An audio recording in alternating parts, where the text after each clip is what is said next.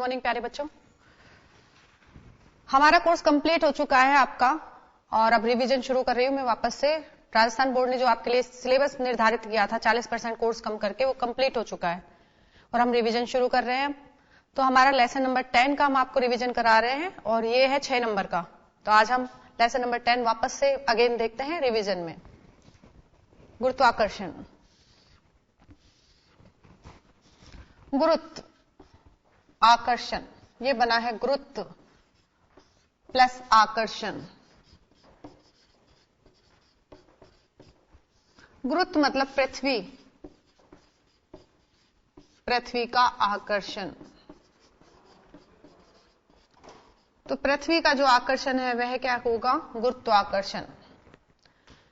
आप क्या देखते हैं बच्चों कि आप छत पर खड़े हुए हैं और छत से या ऊंचाई से कोई भी वस्तु जब गिराते हैं, छोड़ते हैं, तो नीचे की ओर गिरती है।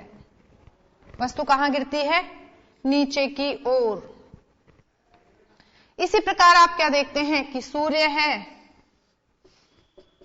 और सूर्य के चारों ओर विभिन्न ग्रह, 9 ग्रह हैं, 8 हो गए हैं, विभिन्न ग्रह क्या करते हैं? चक्कर लगाते रहते हैं वृत्ताकार पथ पर। सूर्य के चारों ओर विभिन्न ग्रह क्या करते हैं? चक्कर लगाते रहते हैं।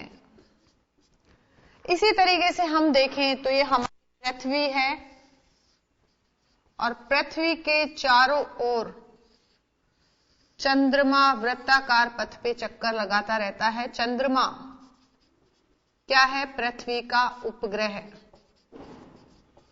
तो चंद्रमा क्या करता है? पृथ्वी के चारों ओर चक्कर लगाता रहता है। ये क्यों होता है, कैसे होता है, ये सारी डिटेल हम देखते हैं बच्चों। तो आपने देखा कि ऊपर से कोई भी वस्तु गिराओ तो वो नीचे की ओर गिरती है। उपग्रह क्या करते हैं? चंद्रमा पृथ्वी के चारों ओर चक्कर लगाता रहता है। एक बार क्या हुआ था? सर आइजैक न्यूटन,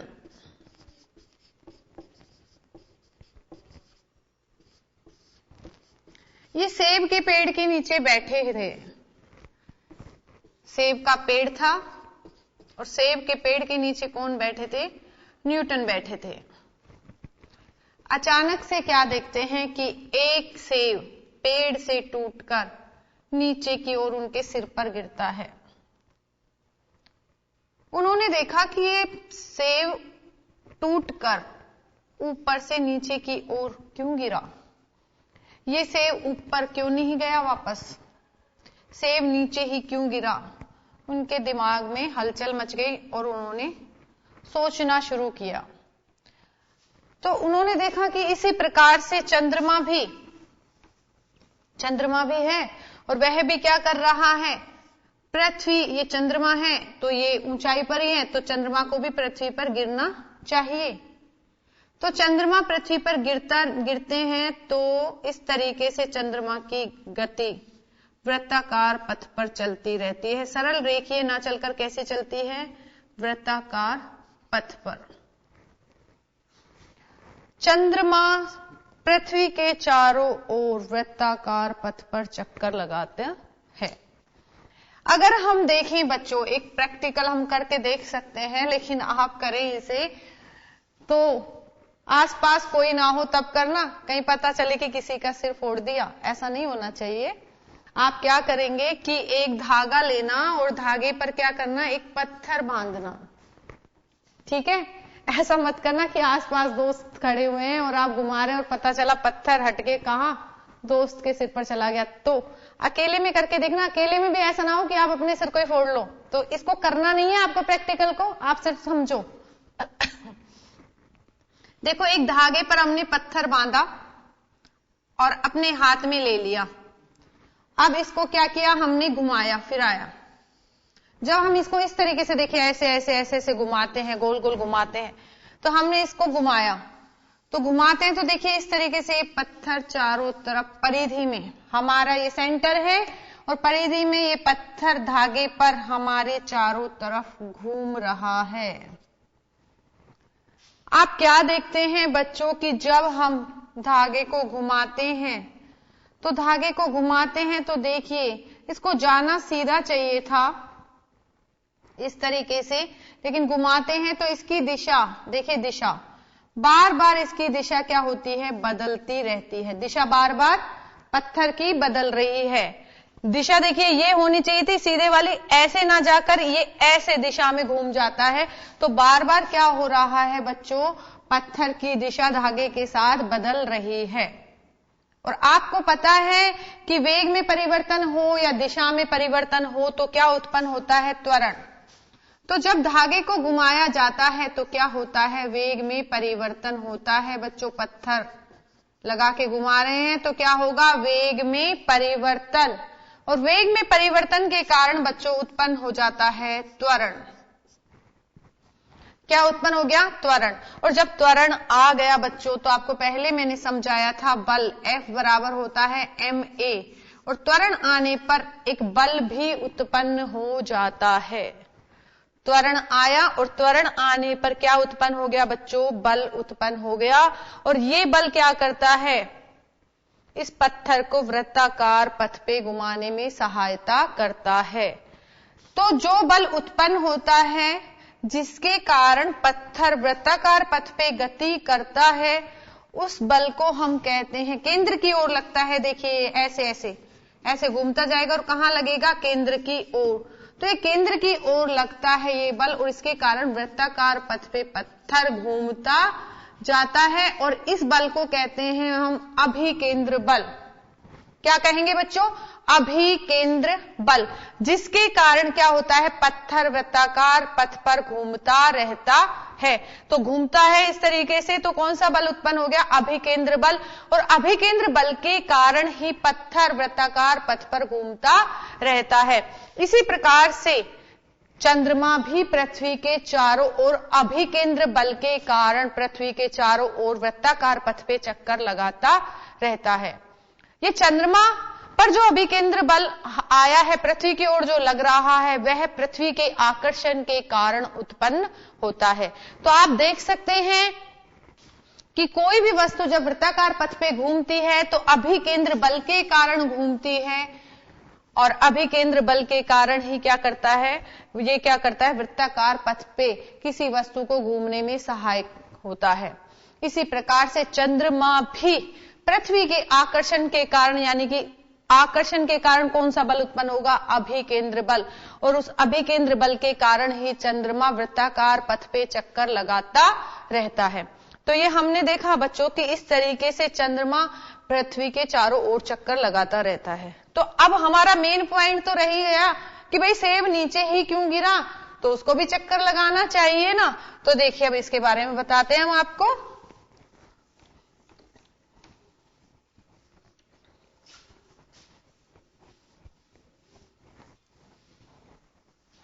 देखिए क्रिया प्रतिक्रिया का नियम था हमारा तीसरा, गति का तीसरा नियम।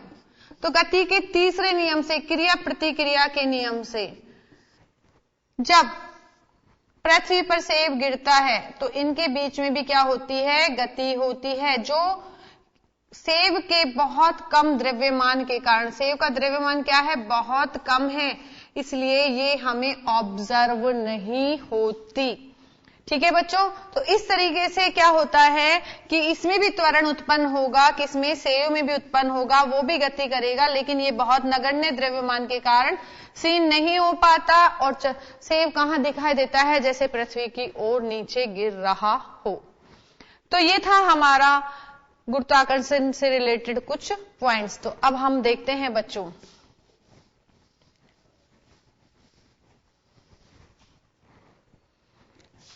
न्यूटन ने क्या बताया। न्यूटन कहते हैं,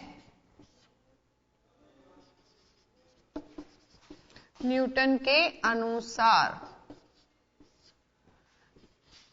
प्रत्येक पिंड, प्रत्येक अन्य पिंड पर, अन्य पिंड पर आकर्षण बल लगाता है। इस आकर्षण बल को इस आकर्षण बल को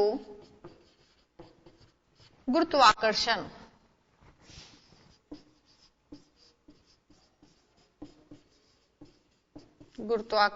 बल कहते हैं।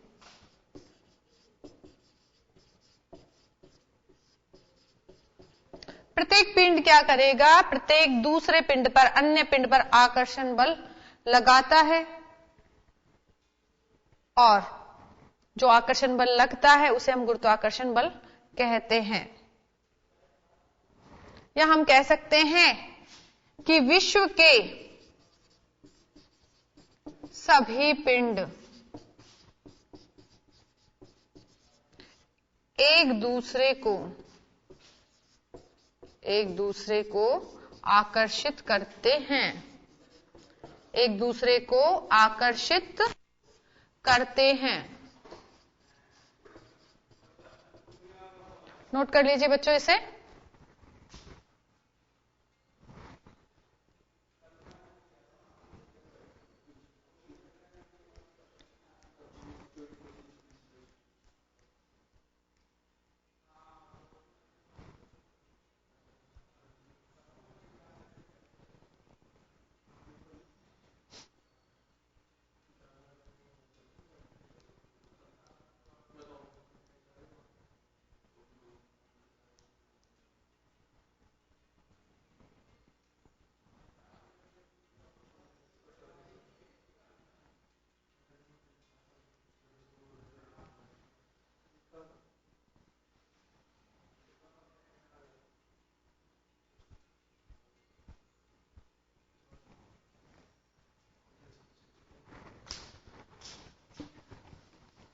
तो ये गुरुत्वाकर्षण के बारे में न्यूटन बता रहे हैं, और अब हम देखेंगे गुरुत्वाकर्षण का सार्वत्रिक नियम।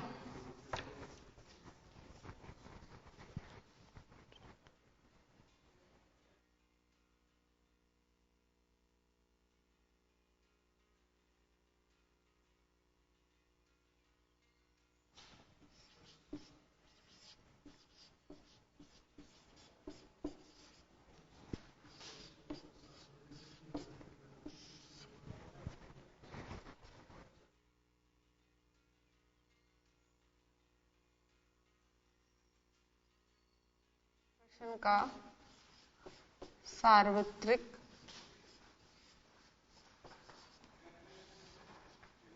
नियम।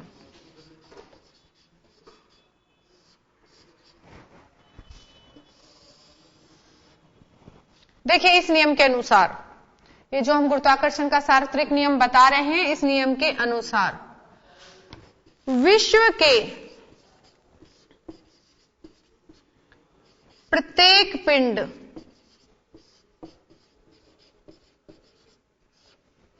प्रत्येक अन्य पिंड को अपनी ओर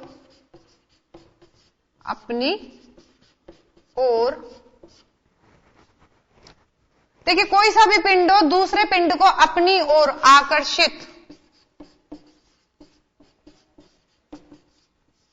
आकर्षित करता है। विश्व का कोई भी पिंड हो दूसरे अन्य पिंड को अपनी ओर आकर्षित करता है। जो दोनों पिंडों के, देखिए, आकर्षित करता है तो एक आकर्षण बल लगता है बच्चों।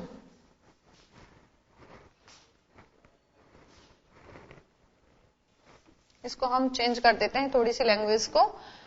अन्य पिंड को अपनी ओर आकर्षण बल द्वारा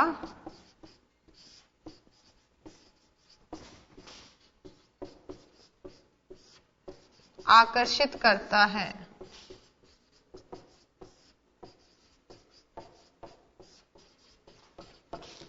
यह आकर्षण बल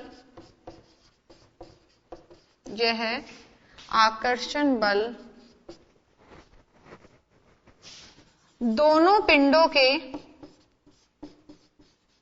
जो पिंड एक दूसरे को खींच रहे हैं ना, उनको, दोनों पिंडों के द्रव्यमानों के गुणनफल, द्रव्यमानों के गुणनफल के समानुपाती तथा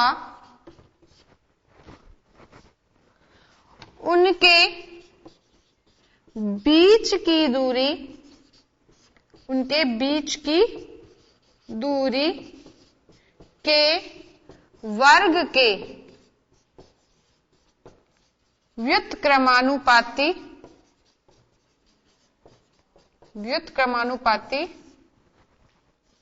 होता है। देखिए, गुरुत्वाकर्षण का सार्वत्रिक नियम है बच्चों, ये आपको याद करना है कि दो पिंड एक दूसरे को आपस में एक दूसरे की ओर खींचते हैं तो आकर्षण बल उत्पन्न होगा, और यह आकर्षण बल दोनों पिंडों के, जो पिंड हैं आपस में जो एक दूसरे को खींच रहे हैं, दोनों पिंडों के द्रव्यमान तो आप जानते हो m, द्रव्यमानों के गुणनफल के समानुपाती, डायरेक्ट प्रोपोर्शनल, तथा उनकी बीच की दूरी के वर्ग के व्युत्क्रमानुपाती, इनवर्सली प्रोपोर्शनल। तो ये क्या होता है? व्युत्क्रमानुपाती होता है। अब ये जो बल लगा है, दोनों के बीच में जो बल लगा है उसकी दिशा क्या होती है? दोनों पिंडों को मिलाने वाली रेखा की दिशा में होती है। तो यह बल दोनों पिंडों को मिलाने वाली रेखा के अनुदिश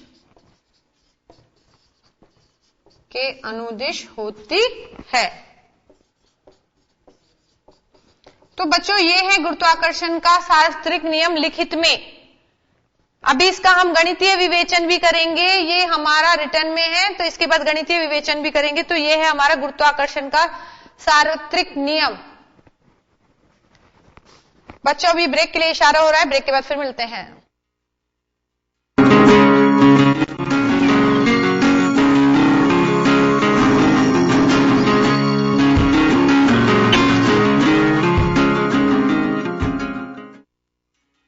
ब्रेक के बाद स्वागत है बच्चों आपका। तो अभी हम गुरुत्वाकर्षण का सार्वत्रिक नियम देख रहे थे, तो आपने नोट नहीं किया होगा क्योंकि बीच में ब्रेक हो गया था, तो अब आप इसे नोट कर लीजिए। देखिए, विश्व के प्रत्येक पिंड, कोई सा भी पिंड हो बच्चों, दूसरे पिंड को अपनी ओर आकर्षित करता है एक आकर्षण बल के द्वारा, और जो ये आकर्षण बल जो लग रहा है वह दोनों पिंडों के द्रव्यमान है, जो अलग अलग द्रव्यमान है। एक पिंड का एक द्रव्यमान होगा, दूसरे का दूसरा होगा, तो दोनों पिंडों के द्रव्यमानों के गुणनफल के समानुपाती। और जहां पिंड रखे हुए हैं उनके बीच की दूरी कितनी है? तो उस बीच की दूरी के वर्ग के, वो बीच की दूरी है उसका वर्ग करना पड़ेगा, स्क्वायर करना पड़ेगा, उस बीच की दूरी के वर्ग के व्युत्क्रमानुपाती होता है। और ये जो बल लगेगा ये दोनों पिंडों को मिलाने वाली रेखा की ओर लगेगा, उसके अनुदिश लगता है। तो यह बल दोनों पिंडों को मिलाने वाली रेखा के अनुदिश होता है। आप इसे नोट कर लीजिए बच्चों, फिर इसका गणितीय विवेचन कर लेते हैं हम।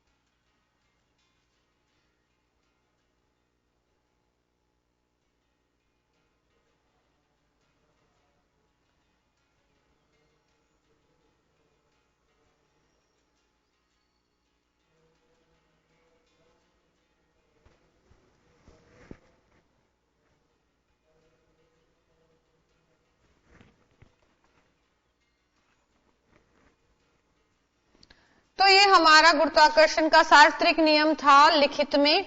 अब हम इसका गणितीय विवेचन करते हैं बच्चों। ये जो लिखा है आप अपनी कॉपी में लिख लिया होगा, सामने रखना, क्योंकि जब मैं गणितीय विवेचन करूंगी तो इस नियम के अनुसार ही करूंगी। तो आप देखते चलेंगे इसको कि क्या लिखा है और क्या हमारा गणितीय विवेचन इसके अनुसार हो रहा है। तो ये आपको चेक करते हुए चलना है बच्चों। देखिएगा बच्चों, हम बता रहे हैं कि कोई दो पिंड हैं।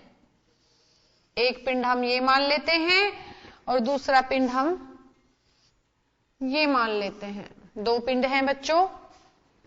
एक का द्रव्यमान है कैपिटल एम, द्रव्यमान। द्रव्यमान आपको पता है ना क्या होता है? जड़त्व की माप या पदार्थ की मात्रा। और दूसरे का द्रव्यमान है स्मॉल एम, छोटा एम। और इनका जो सेंटर है बीच में, इसको हम मिला देते हैं।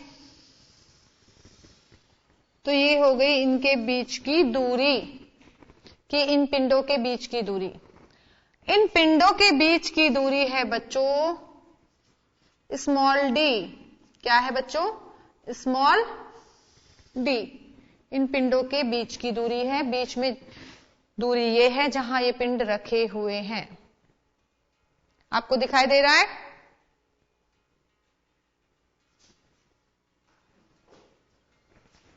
देखिए, और थोड़ा सा मोटा लिख देती हूं मैं।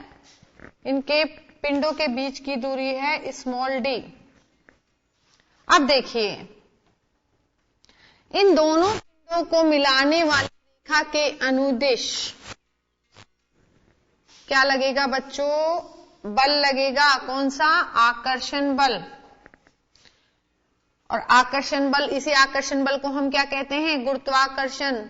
तो यहां पर F बल कार्य कर रहा है दोनों पिंडों के बीच। गुरुत्वाकर्षण की सार्वत्रिक नियम की परिभाषा से क्या है बच्चों? हम इसे बता सकते हैं कि m द्रव्यमान है, एक तो कैपिटल, एक स्मॉल m। तो हम इसको लिख ही देते हैं। मान लीजिए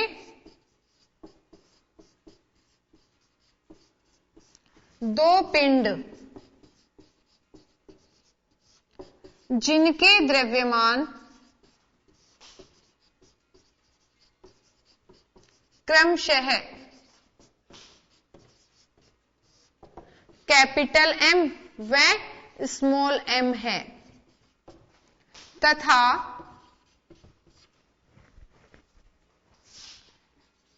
इन पिंडों के बीच की दूरी स्मॉल d है। तो गुरुत्वाकर्षण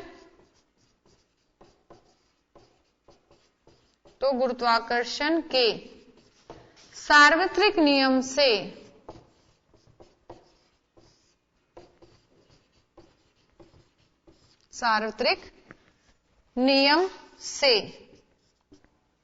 क्या है बच्चों? जो F है, जो बल है, आकर्षण बल, वो द्रव्यमानों के गुणनफल के समानुपाती, F समानुपाती m डॉट m। ये द्रव्यमान हो गए कैपिटल M और स्मॉल m, इनके द्रव्यमानों के गुणनफल के समानुपाती। और ये जो बल है वह इनके बीच की दूरी कितनी है बच्चों? d। तो इनके बीच की दूरी के वर्ग, दूरी का वर्ग कितना हो गया? d square. और उसके भी व्युत्क्रमानुपाती है। तो व्युत्क्रमानुपाती होता है तो हम 1 कर देते हैं 1/में। तो 1/में दूरी क्या है? d। और उसका वर्ग क्या हो गया? d square.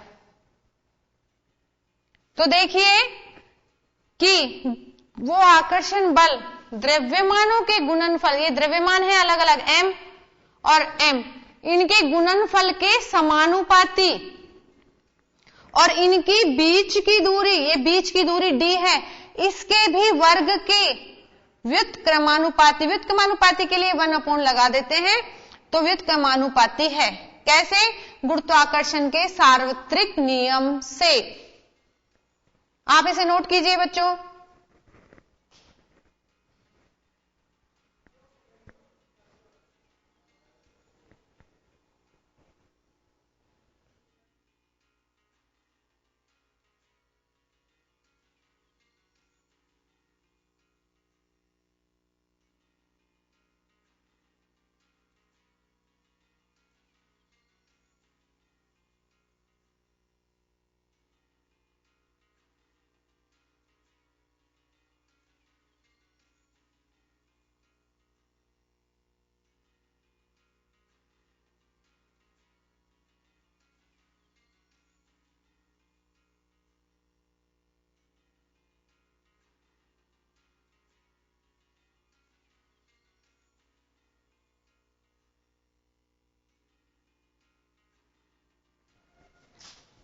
तो ये आपने नोट कर लिया होगा। अब हम इसको एक साथ लिखते हैं, सॉल्व करते हैं गणितीय विवेचन में।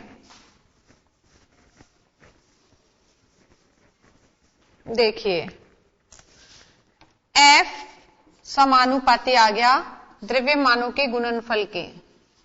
ये द्रव्यमान है, इनके गुणनफल के। F व्युत्क्रमानुपाती आता है, बीच की दूरी कितनी है d और उसके भी वर्ग के। अब हम इन दोनों को एक साथ मिलाते हैं बच्चों।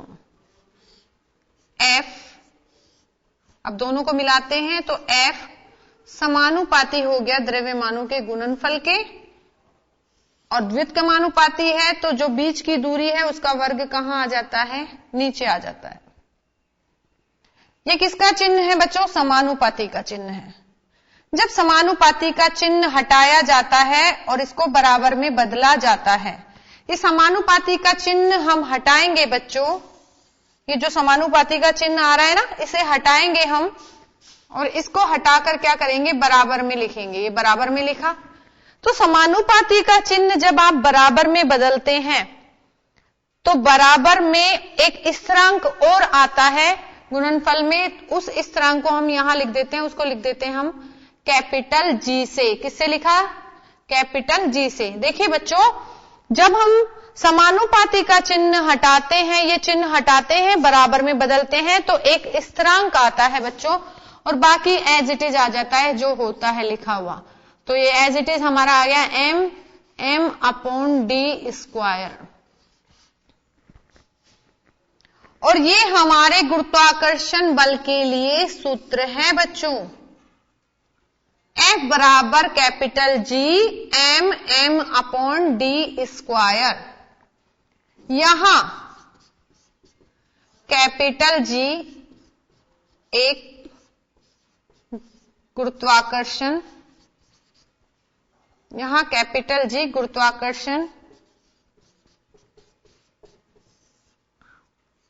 का सार्वत्रिक नियतांक है बच्चों। स्थिरांक या नियतांक, सार्वत्रिक नियतांक।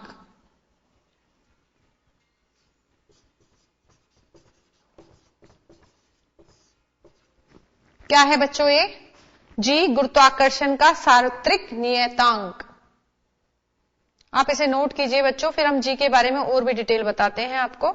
आप इसे एक बार नोट कर लीजिए।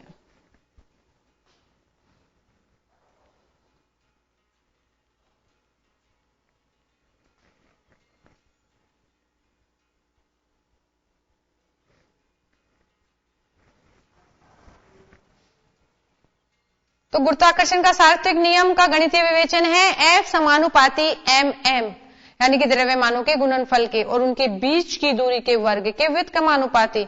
दोनों को एक साथ मिलाया तो mm/d² आया। समानुपाती के निशान को जब हटाते हैं, बराबर में बदलते हैं, तो एक स्थिरांक या एक नियतांक आता है जिसको हमने G से लिखा।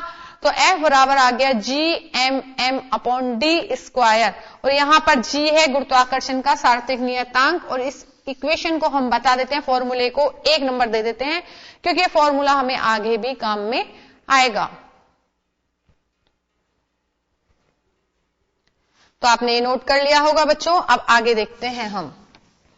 ये जो सार्वत्रिक नियतांक आया है इसका मात्रक निकालना है हमें और इसका मान भी निकालना है।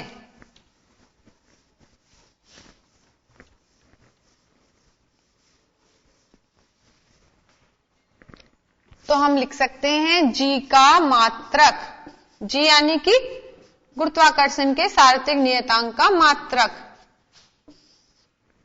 अभी फॉर्मूला नंबर 1 लिखा था हमने, F बराबर G m upon D square. हमें किसका मात्रक निकालना है बच्चों? G का, क्योंकि बाकी तो हमें पता है, हम पहले पढ़ चुके हैं। तो G का मात्रक निकालना है तो हम क्या करते हैं, देखिए बच्चों, ये इक्वेशन ऐसा लिखा हुआ है, फॉर्मूला ऐसा लिखा हुआ है, इसको ऐसे इधर लिखो चाहे उधर लिखो बराबर बात होती है। तो अब हम ऐसे लिख देते हैं इसको, G m upon D square बराबर F बराबर होता है, तो इसको इधर लाओ या उसको उधर ले जाओ, बराबर बात है। तो अब हमने क्या किया, इसको तो इस साइड लिख दिया और इसको उस साइड लिख दिया, कोई परेशानी नहीं है बच्चों, ऐसे लिख सकते हैं।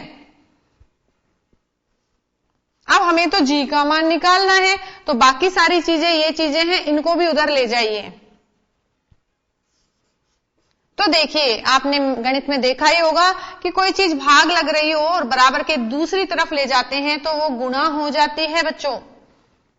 तो F और ये डी स्क्वायर उधर जाके क्या हो जाएगा बच्चों, गुणा हो जाएगा, डी स्क्वायर। द्रव्यमान यहां G के साथ गुणा हो रहे हैं, उधर जाके और क्या लग जाएंगे, भाग लग जाएंगे बच्चों। तो हमने फॉर्मूला चेंज किया है, चेंज से मतलब बस G का मान निकालने के लिए हमने फॉर्मूले को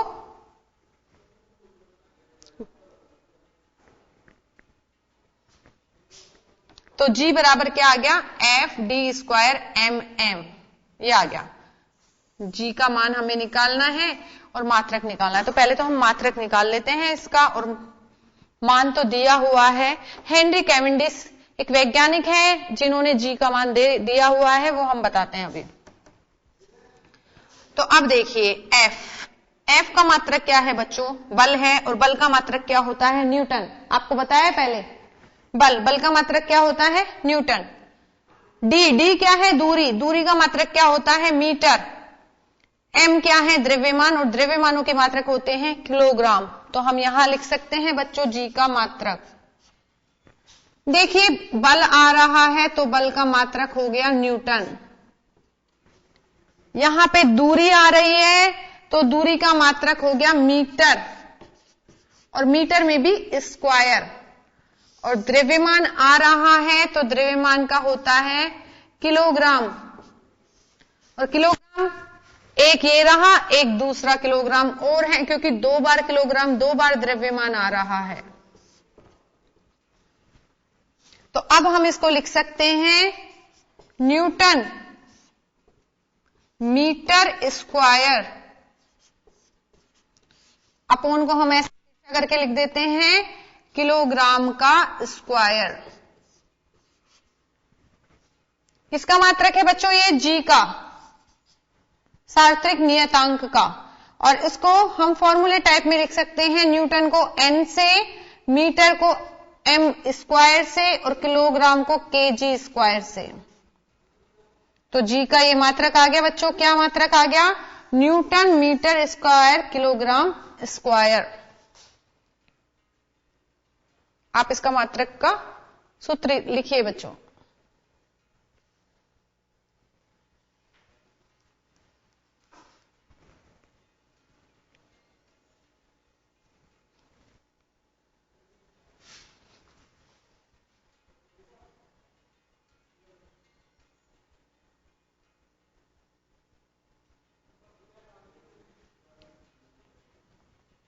तो इस तरीके से हमने ग्रेविटेशन चैप्टर में गुरुत्वाकर्षण के सार्वत्रिक नियतांक का मात्रक देखा, और उसका मात्रक आया न्यूटन मीटर स्क्वायर प्रति किलोग्राम स्क्वायर।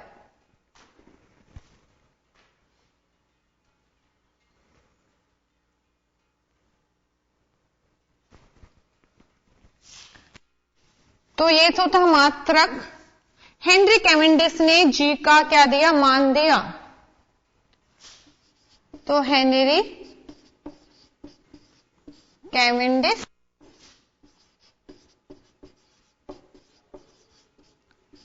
ने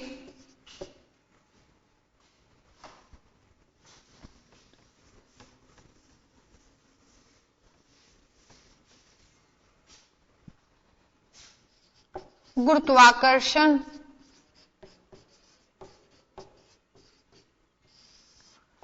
के सार्वत्रिक नियतांक जी का मान कितना दिया बच्चों, 6.673 गुणा 10 की पावर -11 न्यूटन मीटर स्क्वायर प्रति किलोग्राम स्क्वायर बताया। ये हेनरी कैवेंडिश थे, इन्होंने गुरुत्वाकर्षण के सार्वत्रिक नियतांक का ये मान बताया है बच्चों। देखिए आप,